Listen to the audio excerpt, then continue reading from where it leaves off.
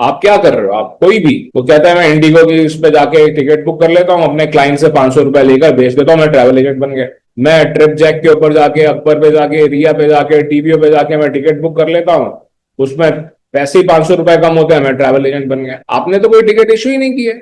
When you are going on Akbar and you are issuing the ticket, that ticket is issued by Akbar, is not issued by you. आपने 100 टिकटें book कर दी, now you want the same airline to give you a discount. You does not exist for them. But those 100 tickets which you use using B2B, that B2B is going to get productivity linked bonus and a lot of other benefits also. Can we do all of this on an airline's website? Airline की website पे तो नहीं होता। Can you do it on a B2B? आप में से कितने लोग हैं which who are using B2B system? Can you do it on B2B?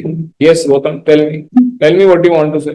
B2B system में टीबीओ भी यूज कर रहा हूँ, रिया भी यूज कर रहा हूँ। तो बताओ ना कि क्या एक्सपीरियंस है आपका। मतलब कभी अगर कुछ कैंसिलेशन करवाना है, कुछ वो करवाना है तो सर बड़ा प्रॉब्लम है। ये बहुत बार होती है ये चीज, तो रीशेड्यूलिंग में, कैंसिलेशन में मेल कर दो, फोन कर दो, एयरलाइन साइड से कोई रिवर्ट नहीं आया, ये चलता ही रहता है उनका सर। अगर मैं एक ट्रैवल एजेंट हूँ और मैं महीने के 10 लाख रुपए कमाता हूँ, ठीक है, एयर टिकट्स की वजह से, तो इस बात को समझ लेना कि उसमें से 6 लाख रुपए मैं चेंजेस की वजह से कमाता हूँ, 4 लाख रुपए सिर्फ टिकट इशू करने की वजह से कमाता हूँ। आपने भी जब टिकट बेची तब आपका क्लाइंट आपके पीछे पड़ा हुआ था कि भाई आप मेरे को टिकट दे रहे हो, नहीं वहां सस्ती मिल रही है, यहाँ सस्ती मिल रही है। जब चेंज आया आपके क्लाइंट के पास कोई ऑप्शन ही नहीं है। अब आप उससे कहते हो, आपको B2B कहता है 4,000 रुपए, आप क्लाइंट को कहते हो 8,000 रुपए, क्लाइंट के पास कोई ऑप्शन ही नहीं है। दिस इज कॉल्ड लूटना, क्योंकि आप लूट रहे हो। You are getting cheated, you are cheating your clients. Would you be able to grow?